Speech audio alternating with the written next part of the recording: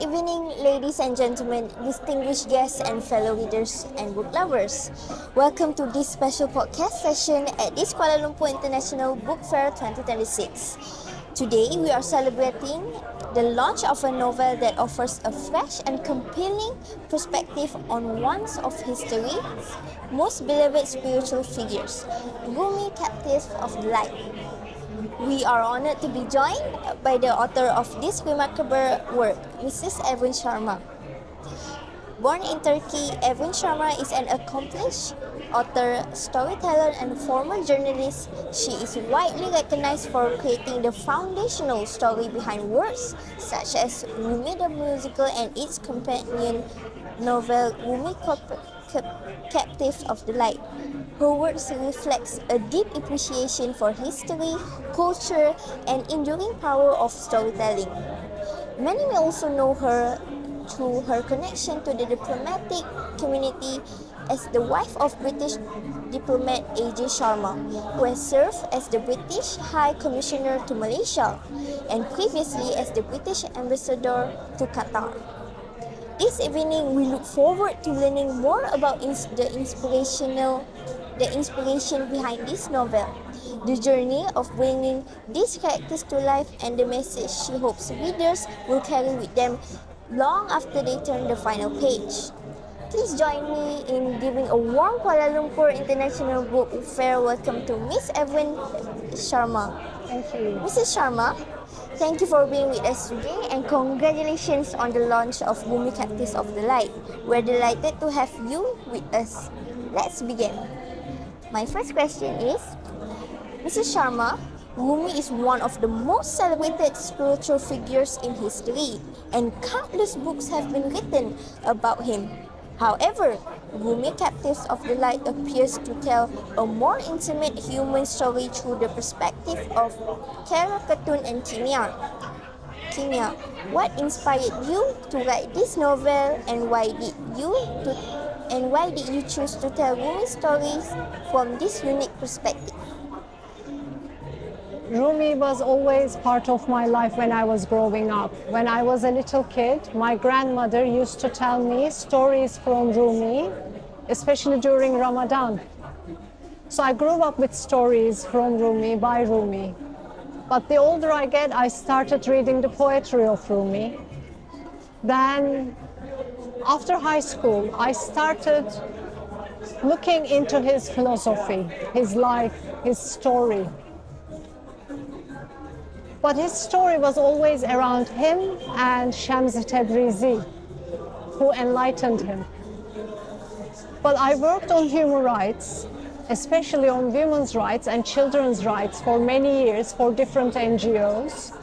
And I thought, hold on a second, RUMI had a wife and he had a stepdaughter. What about their story? Why isn't everyone talking about them?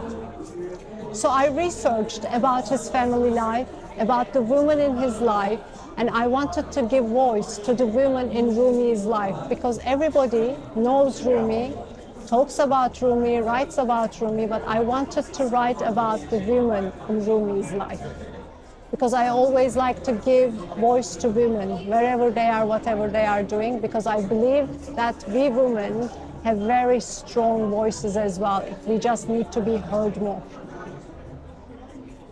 Okay, thank you. That is truly fascinating. I think many readers will appreciate seeing a different side of a historical figure they already admire. By giving a voice to those often overlooked by histories, you allow readers to connect with the story on a much deeper emotional level. My second question is, why is this book important to own? Mrs. Sharma, with so many books available today, readers are often selective about what they add to their personal collections. Why do you believe RUMI, Captives of the Light, is a book worth owning and reading? Because this book is not just fiction, because the stories about RUMI the novels about Rumi sometimes can be fictional because we don't know what exactly happened. So I try to stay true to the real history, the Islamic history that was written about Rumi. Of course, the female side is the only fictional side of this book because there isn't much written about them. So I had to reimagine how they felt.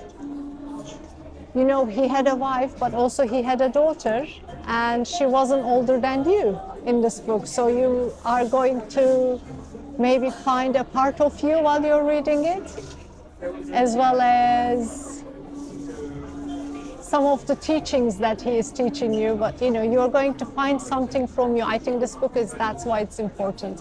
Everyone can find something from themselves in this book, as well as learn something from it because it's historically factual. I think that's what makes great literature so special. It stays with readers long after the final page. The themes you mentioned are timeless and relevant across cultures and generations, which certainly makes this book a meaningful addition to any reader's collection. Thank you.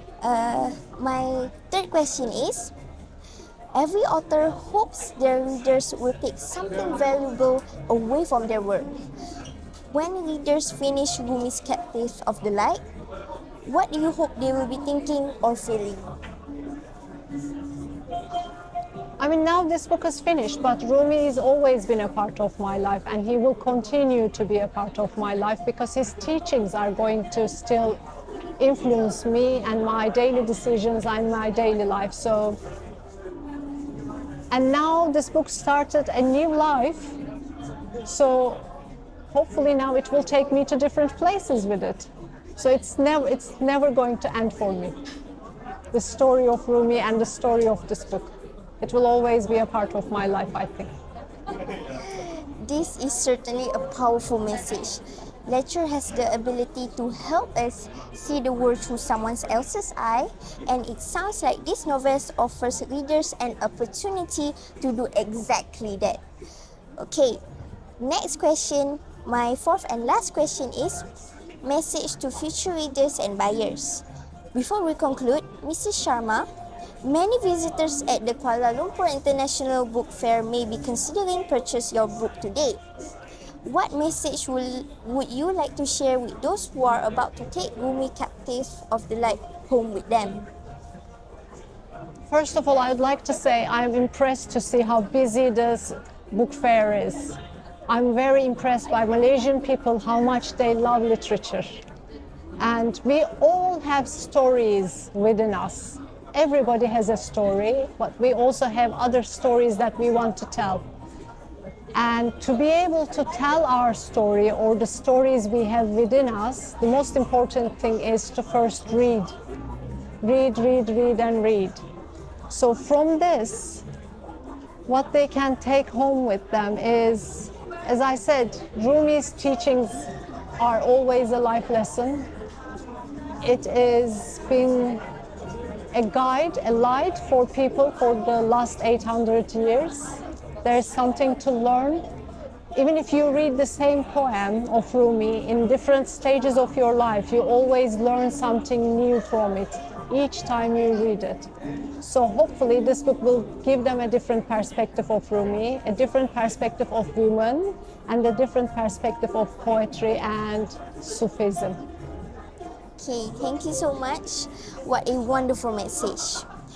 Ladies and gentlemen, please join me once again in thanking Mrs. Evren Sharma for sharing her insights and for giving us a glimpse into the world of Rumi Captives of the Light. We wish her every success with this exciting new release. For those interested, copies of the books are available here at the Kuala Lumpur International Book Fair, and we encourage you to explore this captivating story for yourself. Thank you all for joining us today. Enjoy the rest of the fair and happy reading. Thank you. Happy readings.